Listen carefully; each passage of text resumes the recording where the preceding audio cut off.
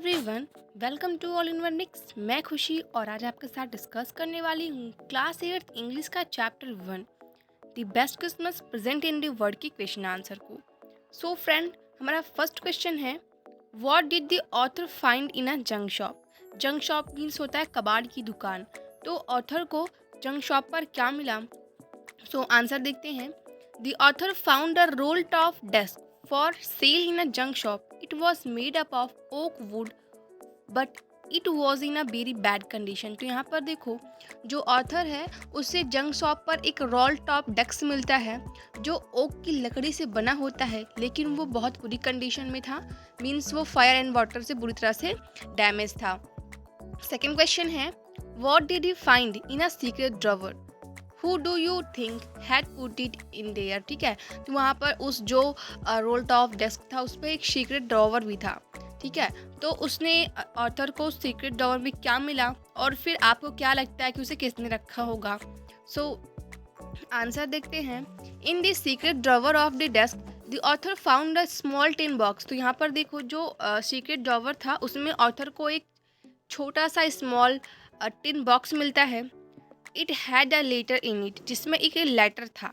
I think the owner of the roll top desk might have put it there. ठीक है, ऐसा लगता है कि जो उस रोल टॉप डेस्क का जो रियल ओनर था उसने वो लेटर वो स्मॉल टिन बॉक्स में रखा होगा जो ड्रॉवर में था। क्वेश्चन नंबर थर्ड है हमारा, who had written the letter to whom and when. ठीक है, तो वो जो लेटर है उसे किसने लिखा, किसके लिए लिखा और कब लिखा? तो यहाँ पर देखो, John McPherson a captain in the British army. तो जॉन मैकपर्सन जो कैप्टन था ब्रिटिश आर्मी में, हैड रिटन दैट लेटर, उसने वो लेटर लिखा है। डेट जो है वो थी 26 दिसंबर 1914 टू हिज वाइफ कॉनी, अपनी वाइफ कॉनी को। फोर्थ क्वेश्चन है, why was the letter written, was what was the wonderful thing that had happen. तो वो जो लेटर है वो क्यों लिखा गया था और उस लेटर के अंदर ऐसी कौन सी वंडरफुल इवेंट जो था घटित हुआ था उसके बारे में मेंशन था। सो आंसर देखेंगे। The letter described a wonderful event, the two armies the British and the German fighting against each other celebrated together. ठीक है, तो यहाँ पर देखो, यहाँ पे क्या होता है, एक वंडरफुल इवेंट जो था वो डिस्क्राइब था उसमें, क्योंकि देखो वहाँ पर हुआ क्या था ना, जो ब्रिटिश और जर्मन आर्मी थे उन दोनों के जो चीफ थे, पहले तो वो लोग युद्ध लड़ रहे थे, फिर बाद में वो लोग क्रिसमस सेलिब्रेट कर रहे थे एक साथ बिना फाइट किए हुए, एकदम प्रेम से। सो यही एक वंडरफुल थिंग्स थी। सो क्वेश्चन नंबर 5 है, what job did Hans Wolf and Jim McPherson have when they were not soldier. तो यहाँ पर देखो, ये जो हंस वॉल्फ और जिम मैकपर्सन है, एक ब्रिटिश आर्मी चीफ है और एक जर्मन आर्मी चीफ है। ठीक है, तो यहाँ पर देखो क्या होता है ना, जो हंस वॉल्फ और जिम मैकपर्सन है, ये लोग जब शोल्डर नहीं थे उससे पहले कौन सा काम करते थे?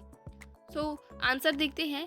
बिफोर ज्वाइनिंग द आर्मी हंस played the shallow in a orchestra and gym was a teacher. तो आर्मी ज्वाइन करने से पहले जो हंस था वो शेलो जो गेम है वो खेला करता था ऑर्केस्ट्रा में, और जो जिम है वो टीचर था। क्वेश्चन नंबर 6 हमारा है, had Hans Wolf ever been to Dorset why did he say he knew it. यहाँ पर देखो, क्या हंस वॉल्फ जब वो कभी डॉर्सेट गया है उसने ऐसा कैसे कह दिया कि हाँ मैं डॉर्सेट को जानता हूँ? सो आंसर देखेंगे, no, Hans had never been to Dorset. He had only read about Dorset in Hardy's novel, Far from the Madding Crowd. तो यहाँ पर देखो, जो हंस है उन्होंने कभी डॉर्सेट नहीं गए हैं, बल्कि उन्होंने डॉर्सेट के बारे में जो हार्डी की नॉवेल है for from the madding crowd, वहाँ से उन्होंने डॉर्सेट के बारे में सुना है, जाना है। क्वेश्चन नंबर 7 हमारा है, डू यू थिंक, क्या आप सोचते हो जो जिम मैकपर्सन है वो वॉर से वापस आए? How do you know this, आपको ये कैसे पता लगेगा? सो आंसर देखेंगे, no, Jim McPherson never came back home from the war, perhaps therefore his wife Connie has preserve his letter.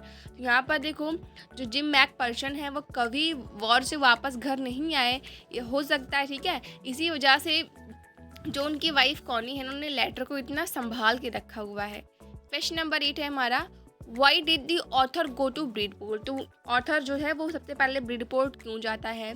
So answer देखेंगे, the author went to Bridport to meet Mrs McPherson and deliver Jim's letter. तो यहाँ पर जो author है वो Bridport जाता है Mrs Mac person से मिलने के लिए, जिससे वो लेटर उनको डिलीवर कर सके। उनको how old was Mrs Macpherson now and where was she. तो जो मिसेज मैक पर्सन है वो अब कितने साल की हैं और वो कहाँ पर रहती थी। सो आंसर देखेंगे, Mrs Macpherson was 101 year old, she was in a nursing home. तो यहाँ पर जो मिसेज मैक पर्सन है वो 101 साल की हैं, 101 ईयर की हैं और अब वो नर्सिंग होम में रहती हैं। क्वेश्चन नंबर 11 हमारा है, who did Connie McPherson think her visitor was. तो कॉनी मैक पर्सन कौन थी, उन्होंने क्या सोचा कि विजिटर कौन है। Connie thought that the visitor was her own husband Jim McPherson. तो यहाँ पर जो कॉनी है वही मिसेज मैक पर्सन है, मीन्स जिम मैक पर्सन की वाइफ है। तो ऐसा सोचती हैं कि जो विजिटर आया हुआ है उनसे मिलने वो उनका हस्बैंड जिम मैक पर्सन है। क्वेश्चन नंबर 12 हमारा है, which sentence in this text so that the visitor did not try to hide his identity। यहाँ पर देखो ऐसी कौन से सेंटेंस इस स्टोरी में है जिनसे आपको पता लगता है कि जो विजिटर है वो अपनी आइडेंटिटी मीन्स अपनी पहचान छुपा नहीं रहा है। सो आंसर देखिए, the sentence which so that visitor did not try to hide his identity is, I explain about the desk, about how I had found it, but I don't think she was listening. तो यहाँ पर देखो जो हमारा author है वो ये बताता है कि उसे ये डेस्क कैसे मिला और फिर ये लेटर उसे कैसे मिला, लेकिन उसे ऐसा लगता है कि जो कॉनी है वो ये सब कुछ चीज़ें सुन नहीं रही हैं। सो क्वेश्चन नंबर 13 है, for how long do you think Connie had kept Jim letter, give reason for your answer. तो यहाँ पर देखो क्या होता है ना कि कॉनी ने कितनी टाइम तक जिम का जो वो लेटर है वो संभाल कर रखा था, आपको रीज़न बताना है। सो आंसर देखेंगे, Connie had kept Jim's letter till January 25, 1915. The letter was dated December 26, 1914. Okay. So friend, हमारा 14 क्वेश्चन है, Why do you think the desk has been sold and when? आपको क्या लगता है कि जो डेस्क है वो क्यों बेचा गया होगा और कब। ठीक है, तो यहाँ पर देखो, The desk must have been sold when Connie house had burned. The table has been damaged by fire as well as water। तो यहाँ पर देखो जो डेस्क है वो तब बेचा गया होगा जब कॉनी के घर में आग लगी थी, तब वो जो रोल टॉप डेस्क है वो बुरी तरह डैमेज हो चुका था पानी और आग से। क्वेश्चन नंबर 15 हमारा है, Why do Jim and Hans think that games or sports are good way of resolving conflicts? Do you agree? तो जिम और हंस जो हैं ये दोनों ऐसा क्यों सोचते थे कि जो गेम है वो एक अच्छा तरीका है कॉन्फ्लिक्ट को, मीन्स जो अपने बीच जो विवाद है मतभेद है उसको ख़त्म करने का। तो क्या आप इससे एग्री हैं? तो आंसर देखते हैं, बोथ जिम एंड हंस वर शोल्डर। दोनों जिम्स और हंस जो थे वो अच्छे शोल्डर थे। They had seen the suffering of war, so it was natural for them to hate war. They favoured a peaceful solution to settle dispute. Game or sport, they said, were good ways of resolving conflicts. No children are orphaned and no wives become widows. I also quite agree with them। तो यहाँ पर full stop लगा लीजिएगा। तो यहाँ पर देखो जो जिम्स और हंस हैं वो दोनों शोल्डर हैं और उन्होंने देखा है कि वॉर में वॉर के बाद क्या कंडीशन होती है, लोग कैसे सफ़र करते हैं। तो ये इसी वजह से वो लोग वॉर से जो है हेट करते हैं और वो ऐसा सोचते हैं कि हम लोग जो लड़ाई करते हैं फाइट होने के बाद क्या होता है, रिजल्ट तो कुछ ना कुछ आना ही होता है, किसी न किसी को मिलना होता है। तो इससे अच्छा है कि हम सब बिना फाइट किए शांतिपूर्ण तरीके से उसका समस्या का निवारण कर ले। तो इसलिए वो कहते हैं कि जो गेम है वो एक अच्छा तरीका है अपने बीच के मतभेद को, विवाद को ख़त्म करने का। और ऐसा क्या होता है ना कि हम लोग इसमें जो होती हैं चिल्ड्रेन हैं, बच्चे हैं, वो सब अनाथ नहीं होते हैं, कोई भी पत्नी जो है वो विधवा नहीं होती है। इसलिए मैं भी इस बात से एग्री हूँ। क्वेश्चन नंबर 16 हमारा है, do you think the soldier of two armies are like each from each other, ये एक दूसरे से अलग हैं। तो यहाँ पर आप क्या सोचते हो, जो शोल्डर है वो दोनों एक जैसे हैं या फिर अलग हैं। Find evidence from the story to support your answer. तो आपको इस स्टोरी से बताना है। तो आंसर देखो, all human being are like a many ways, they love peace and hate war, they want to live together. Example from the story, then they were calling out to us from across no man's land, Happy Christmas Tommy, Happy Christmas when we had got। तो यहाँ पर देखो जितने भी human beings होते हैं वो सभी वॉर से नफरत करते हैं। वो सभी चाहते हैं कि हम शांतिपूर्ण तरीके से अच्छे से अपना जीवन व्यतीत करें बिना लड़ाई झगड़े किए हुए। और हमें जो एग्जाम्पल मिलता है स्टोरी से कि नो मैन्स लैंड मीन्स होता है कि वो ज़मीन जो किसी भी मीन्स देखो पहले क्या होता है ना कि कोई भी स्टेट अगर कोई भी कंट्री है तो दोनों कंट्री के बीच में नो मैन्स लैंड होती है। मीन्स वो ज़मीन किसी की भी नहीं है, ठीक है। वो इंटरनेशनल बॉर्डर कह सकते हो, मीन्स होती है। वो ज़मीन किसी की नहीं होती है। अगर मान लो वो रशिया है, अमेरिका है, तो वो रशिया अमेरिका के बीच में जो लैंड है ना वो नो मैन्स लैंड होगी। मीन्स वो ज़मीन किसी की भी नहीं है, तो वहाँ पर किसी का कब्ज़ा नहीं होता है, किसी भी कंट्री का कब्ज़ा नहीं होता है।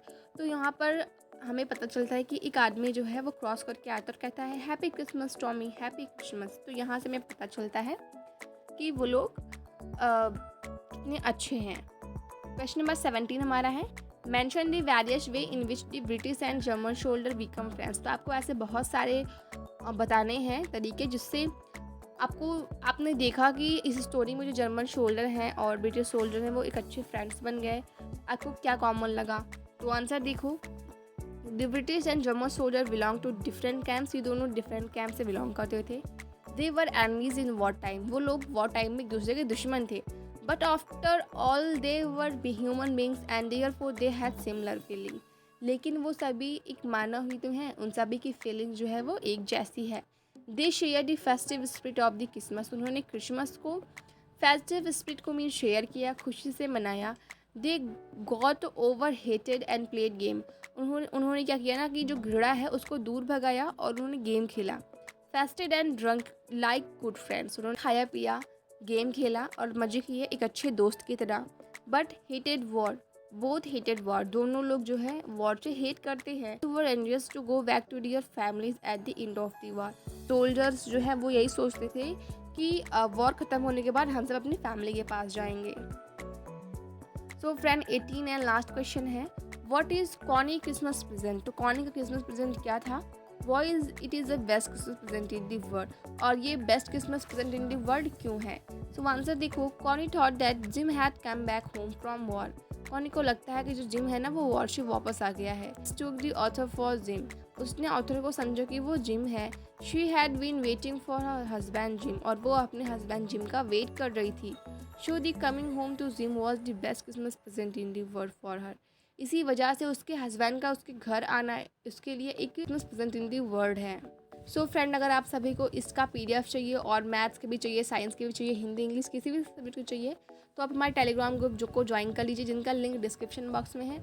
मिलते हैं नेक्स्ट वीडियो में। Till then bye, Radhe Radhe.